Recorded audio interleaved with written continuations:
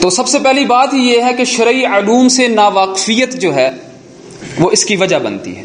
شرعی علوم ہمارے پاس قرآن و سنت ہیں، اور اس کے بعد صحابہ رضی اللہ عنہم کے اقوال ہیں، اور سب سے بڑھ کر جو بھی حکیم صاحب بھی کہہ گئے ہیں کہ ان دونوں کو سمجھنے کا وہ ذریعہ، مستند ذریعہ، یعنی کہ فہم صحابہ.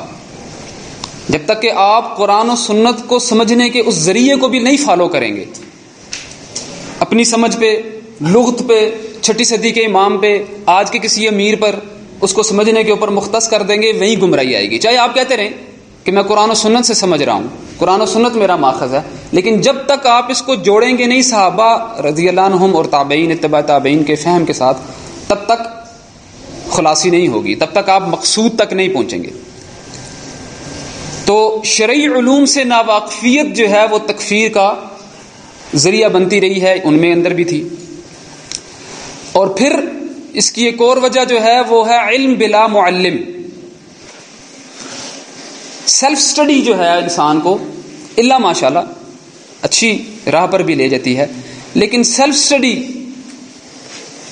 یہ اکثریت حالت میں جو ہے نا انسان کو غلط راہ پر ہی لے جایا کرتی ہے. آپ بھی دیکھتے ہیں کتنے زمانے سے ایک تعلیم کا نظام چلا آیا جس کو آپ عام الفاظ میں کہتے ہیں نصابی تعلیم. ہر بندہ ہی اس کے ذریعے سے اوپر آتا ہے، نرسری ہے، پھر پہلی ہے، دوسری ہے، تیسری کلاسز سے کرتے ہوئے میٹرک ہے، چلیں کچھ او لیول اے لیول ہیں، بہرحال وہ بھی ایک تعلیم کا انداز ہے، اس سے ہٹ کر نہیں ہے. پھر اس کے بعد جیسے بھی ہے آگے انٹرمیڈیٹ ہے، گریجویشن ہے، ماسٹرز ہے، ایم فل ہے، پی ایچ ڈی ہے. اب دیکھتے ہیں کہ ایک تعلیم کا طریقہ کار ہے، یہی سب طرف رائج ہے. اسی طریقے سے جو اس سے گو تھرو ہو کر اس کے ذریعے سے نکل کر آتا ہے تو ایک ہم آہنگی پیدا ہوتی ہے، ایک ہم آہنگی پیدا ہوتی ہے. جب بھی اب اس کے ساتھ اسی نصابی تعلیم کے ساتھ آپ مزید ایڈ کر لیجئے، اجتہاد کا دروازہ کبھی بھی بند نہیں کرتے ہیں، نہ اسلام نے بند کیا ہے اس اجتہاد کا دروازہ، بلکہ اس کی طرف ترغیب دلائی گئی ہے، لیکن اصولوں کے اندر رہتے ہوئے، شتر بے مہار کی طرح نہیں کہ ایک چیز لی جائے اور بس اس کے اوپر اپنے فہم سے فیصلہ کر دیا جائے. نہیں، ان کو جو پراپر اصول ہیں، قواعد ہیں، ان کے ساتھ ہی جب تک لے کر نہیں آیا جائے گا، اور وہ آپ کو نصابی تعلیم کے ذریعے سے ملے گی، اور نصابی تعلیم آپ کو ایک معلم پڑھائے گا.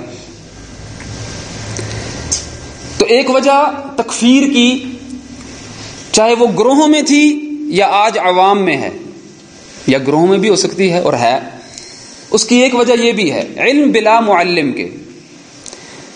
پھر ساتھ ہی دین کو سکیڑ دینا، اس کی مخصوص چیز کو لے لینا. میں اشارہ کرتا چلوں، بعض نے کہا جی کہ جہاد ہی ہر چیز کا حل ہے، باقی سب چیزوں کو چھوڑ دیا، الجہاد الجہاد کے نعرے لگائے. بعض نے کہا جی خلافت تمام مسائل کا حل ہے. اپنی اپنی جگہ پر یہ ساری دین کی اساس بھی ہیں، ضروریات بھی ہیں، لیکن سب کو ساتھ لے کر چلنے میں. کسی نے کہا جی کہ تبلیغ ہی ساری دین کا اصل مسئلہ ہے، بسترے جب تک اٹھا کر نہیں رائے ونڈ جائیں گے مسئلے حل نہیں ہوں گے. کسی نے سمجھ لیا کہ سنت کے مطابق نمازیں نہیں جب تک پڑھیں گے، رفع الیدین نہیں کریں گے، فاتحہ خلف امام کو جب تک نہیں آپ سمجھ لیں گے تب تک یہ مسائل حل نہیں ہوں گے. یعنی کہ دین کی کو سکیڑ دیا، اس کے محدود پہ رائے میں اس کو لیا اور پھر اسی کے اوپر فوکس کر دیا. یہ اپروچ، یہ سوچ بھی جو ہے، کیونکہ جب آپ دین کو پورا نہیں لیں گے، دین کو پورا لینے کا کہا گیا. قرآن بھی فرماتا ہے ادخلوا فی السلم کافہ. آدھے آدھے کو اللہ رب العزت پسند نہیں کرتا ہے، جو نہ لا الہ الا ولا الہ الا کی طرح کے ہوں. ادخلوا فی السلم کافہ کا حکم دیا گیا ہے. تو اس میں آپ کی خلافت بھی آئے گی، جہاد بھی آئے گا، تبلیغ بھی آئے گی، سنت بھی آئے گی، اس کے مطابق کیسے لینا ہے، حدود اللہ بھی آئیں گے، احکامات بھی آئیں گے، ساری چیزیں آئیں گی جب آپ پورے اسلام کو لیں گے. جو ہی اس کا جز بنا لیں گے اور اس اپروچ کے اوپر چلیں گے، پھر آپ کی اپروچ کو جو نہیں مانے گا، آپ کے موقف کو جو نہیں مانے گا، پھر وہ شدت آئے گی تکفیر کی. پھر ایک اور چیز بھی ہے کہ قرآن سے اس کو ہمیشہ صرف دلیل کے طور پر ہی لینا. اگرچہ قرآن حجت ہے، القرآن حجت لک او علیک، کوئی شک نہیں ہے، لیکن قرآن کا صرف یہ ایک ہی مقصد تو نہیں ہے. مثال کے طور پہ سورہ تکویر کی آیت کو ہمارے ہاں استعمال کیا جاتا ہے وَإِذَا النُّفُوسُ زُوِّجَتْ، جی روح مرنے کے بعد قبر میں واپس نہیں آتی. ٹھیک ہے، عقیدہ بیان کرنا چاہیے، ٹھیک عقیدہ ہے، اسی کے اوپر زور دینا چاہیے. قیامت کے دن روح جسم کے ساتھ ملائی جائے گی. دیکھیں یہ آیت ہمیں بتا رہی ہے وَإِذَا النُّفُوسُ زُوِّجَتْ. لیکن تھوڑا سا ذرا غور کیجئے اور تھوڑا پیچھے جائیے. آیات شروع ہو رہی ہیں اذا الشمس كورت واذا النجوم انكدرت واذا الجبال سيرت واذا العشار عطلت واذا الوحوش حشرت واذا البحار سجرت واذا النفوس زوجت. کس پہ رائے میں ہے؟ ایک ڈراوا ہے، ایک قیامت کا منظر پیش کیا جا رہا ہے. اگر آپ اس چیز کو پیچھے چھوڑ دیں گے، اس چیز کو پیچھے چھوڑ دیں گے، دوسری طرف چلے جائیے.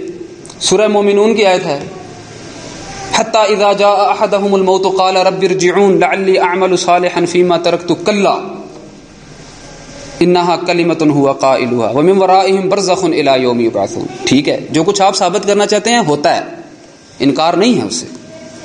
لیکن آیات کے اوپر ذرا غور کیجئے، یہ کس چیز کی تعلیم دے رہی ہیں کہ موت کا وقت جب آیا کرتا ہے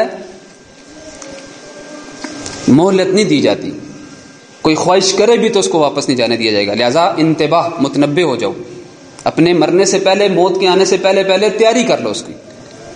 میں جس نقطے کی طرف آپ کی توجہ دلانا چاہتا ہوں وہ ہے تزکیہ نفس. قرآن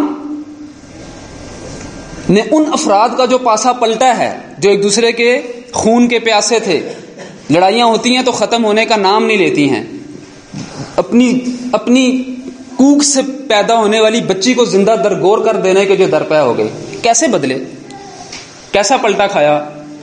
وجہ یہ تھی کہ قرآن کو اس کے تناظر میں لیتے تھے جس کے لیے وہ اترا، جو اس کا اصل مقصد تھا. پھر اس سے آپ استنباط کیجئے، اس سے منع نہیں ہے، وہ دلیل لیجئے اس سے. لیکن جب قرآن کو اس کے اپنے اصل میں نہیں رہنے دیا گیا اور قرآن کو صرف ہر جگہ پر، چاہے وہ آپ کو قیامت کی یاد دلا رہی ہیں، آپ کو اپنی موت کی یاد دلا رہی ہیں، اتباع رسول کی طرف بلا رہی ہیں، اطیع اللہ کی طرف بلا رہی ہیں، اور آپ اس سے صرف اپنے مسائل اخذ کر رہے ہیں، جب اس کو اپنے مقصد کے لیے استعمال نہیں کیا جائے گا تو یہ بھی ایک وجہ بنتی ہے. اس کی ایک وجہ کچھ تصوف سے انکار اور عناد بھی ہے. رکھنا چاہیے. جتنا اس نے نقصان پہنچایا اسلام کو کسی نے نہیں پہنچایا ہے. ایک رافضیت نے اور ایک تصوف نے، دونوں ایک ہی چیز کے دو نام سمجھ لیجئے. رد کیجئے آپ. لیکن کیا تزکیہ نفس رسول اللہ صلی اللہ علیہ وسلم کی اولین ذمہ داریوں میں سے نہیں ہے؟ یتلو علیہم آیاتہ ویزکیہم. 4 مقامات پر تو صرف ایک ہی انداز سے آیا ہے اور 20 مقامات پر اور بھی آیا ہے. تو کسی چیز کی مخالفت جو ہے نا، انسان کو اگر اعتدال سے ہٹا دے تو یہ وجوہات بنتی ہیں. آپ کسی چیز کی مخالفت کیجئے، حق رکھتے ہیں، قرآن بیان کرتا ہے اس کی اختلاف، رسول اللہ بیان کرتے آئے ہیں، صحابہ کا طرز عمل یہی ملتا ہے، لیکن اس کے اصل سے مت ہٹیے. پھر ایک اور چیز وہ ہے مصالح اور مفاسد کے باب سے تھوڑا سا فقہی مسئلہ ہے کہ کس چیز میں مصلحت ہے اور کس چیز کو مان لینے میں فساد ہو جائے گا. رسول اللہ صلی اللہ علیہ وسلم اپنی بیوی ام عائشہ رضی اللہ عنہا سے فرماتے ہیں کہ اگر تمہاری قوم کفر کی وادی سے، کفر کے زمانے سے قریب نہ ہوتی تو میں بیت اللہ کی ان دیواروں کو گرا کے دوبارہ اپنی جگہ پر، اگرچہ بہترین کام تھا، کیا جاتا تو کوئی اس میں شرعی طور پر کوئی قباحت نہیں تھی، رسول کر رہے ہیں، پہلی بات تو یہ ہے. لیکن مفاسد کے باب سے اس کو جب دیکھا تو یہی بہتر جانا کہ اس کو یوں ہی رہنے دیا جائے. یعنی کہ کسی کام کو کرتے ہوئے اس کے مفاسد اور مصالح کو مد نظر نہ رکھنا، ذہن میں نہ رکھنا، تو یہ بھی ایک جو ہے وہ وجہ ہوتی ہے.